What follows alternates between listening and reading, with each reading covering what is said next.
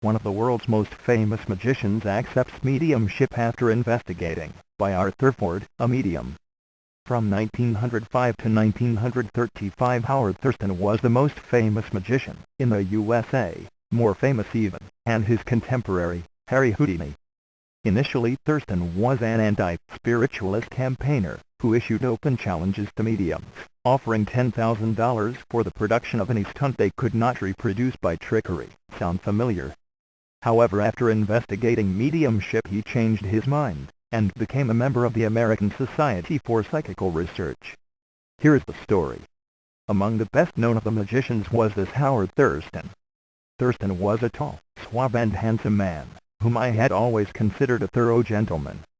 Therefore I was surprised when in 1927, the old New York World ran a story to the effect that Thurston claimed he had exposed over 300 mediums, that spiritualism had broken up more homes than the old-time saloon, and that he had a gadget resembling a watch case, in which was concealed a rubber spook that could be blown up and operated in such fashion that it could duplicate all the phenomena of the seance room.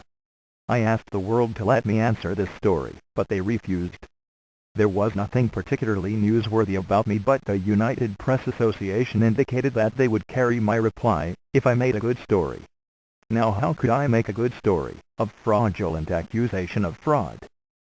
I thought over the fact that magicians, such as Houdini and Thurston, and later Randi, kept on issuing open challenges to mediums, offering $10,000 for the production of any stunt they could not reproduce by trickery. The key phrase here is fraudulent accusation of fraud.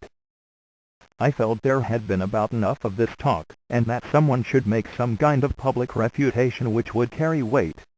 Therefore, when a friend of mine, with United Press, suggested that I turn the tables and offer $10,000 to Thurston if he could prove his charges, I was held back only by 10,000 good reasons. Another friend, John Bowman, president of the Bowman-Built Motor Hotel Corporation, overheard the suggestion and handed me a certified check.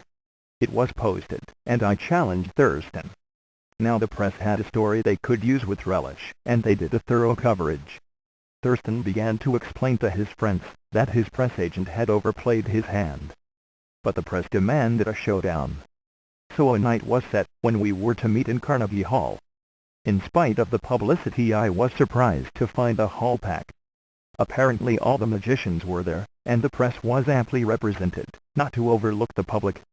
I spoke first, and challenged Thurston. I will not ask for the names of the 300 mediums you have exposed, but ask only that you give me the name and address, time, and place of exposure of 25, along with proof that you did expose them.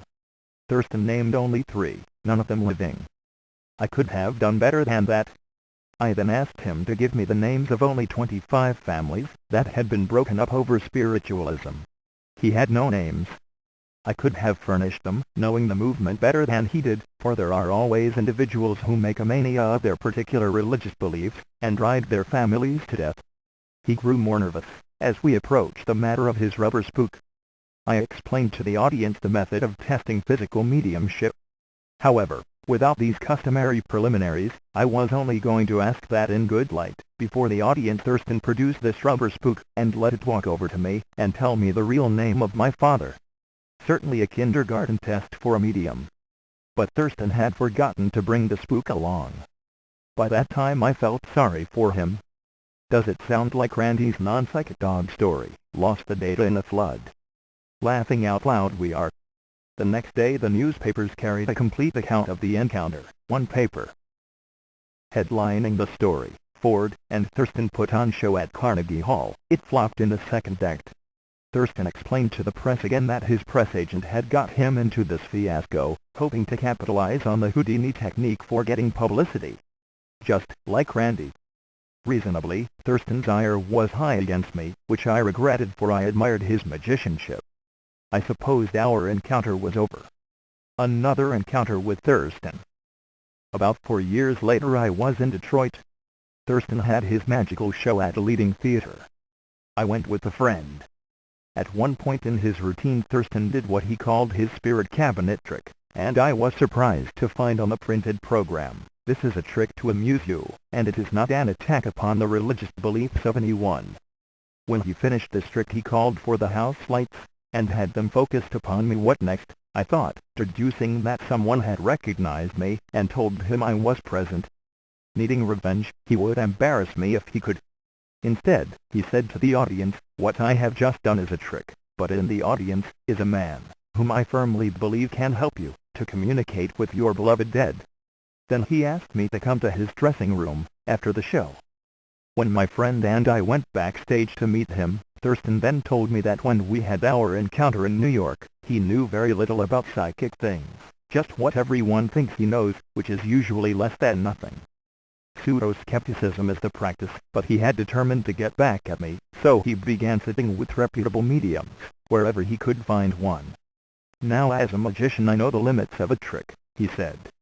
"Under my own conditions and in my own hotel room I have proofs of survival which satisfy me. I am now a member of the American Society for Psychical Research."